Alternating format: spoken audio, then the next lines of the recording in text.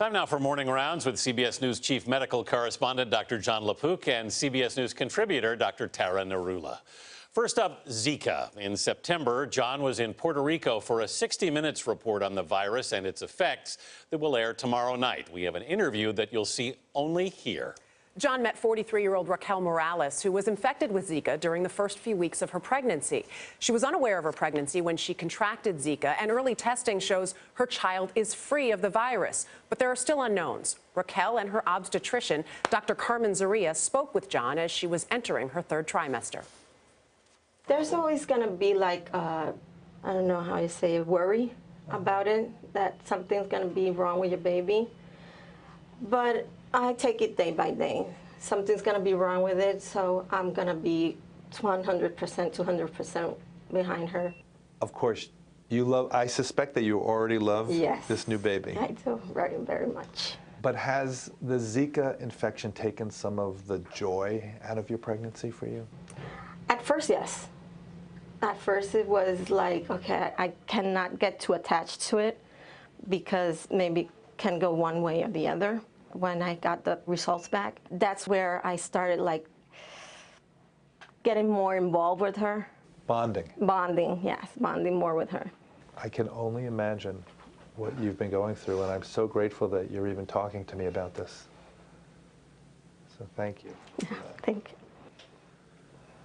This is what women who are infected with Zika have to go through, and you're probably seeing this, right? I'm seeing this a lot since February. I'm seeing this. This kind of yeah, and it's uncertainty, the struggle, the concerns. It's a balance between giving them the whatever information we have, whether it's tough, and giving them some hope at the same time for them to hold on.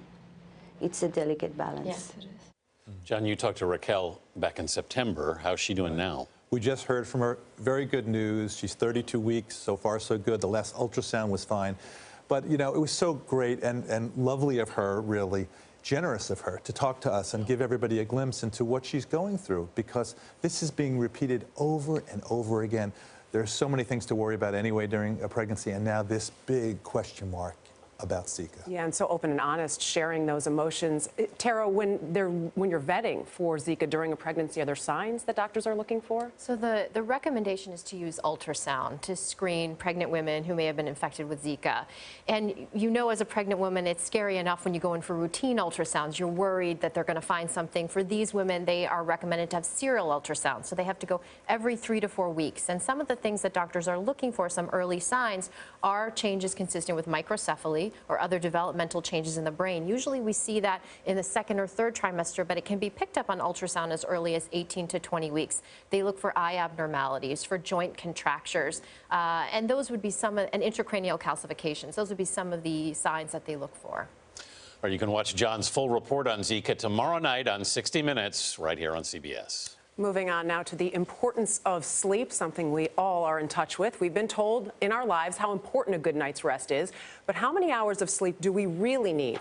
Recommendations from the American Academy of Sleep and Sleep Research Society show the amount depends on your age. For example, children's ages 3 to 5 are said to need 10 to 13 hours a day, including naps, while teens need 8 to 10 hours. Adults should ideally be logging at least 7 hours every night. I think I speak for all of us. We wish we could get 7 hours every night. What are some of the risks associated with insufficient sleep? We've all been told about the importance. We spend 1/3 of our life sleeping. All animals sleep, and yet somehow we think that this time is unproductive and that we can eat away into it with other activities we have in our life. But the reality is, and we're learning more and more about this, that sleep is really a very productive time for our body, where we conserve energy, where we restore and repair our body and our brain. So it's critical to our physical and mental health. So it doesn't come as a surprise that lack of regular sleep can lead to or be associated with conditions like weight gain, obesity, diabetes, high blood pressure, cardiovascular disease, impairment in the function of your immune system, impairment in performance,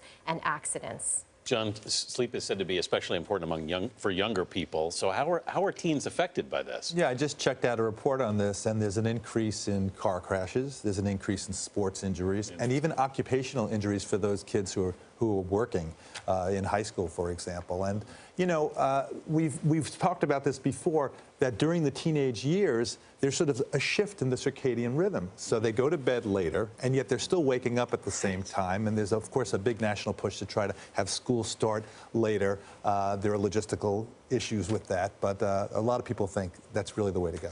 Tara, sleep tips maybe that people can keep in mind, are there any? We're really good about doing this for our kids, creating a bedtime ritual, and somehow we forget that as we become adults. But that's what we need, is a good bedtime ritual and sleep hygiene. So some important tips: go to bed and wake up at the same time every day, even on weekends, as hard as that might be. Easier said than done. Yes.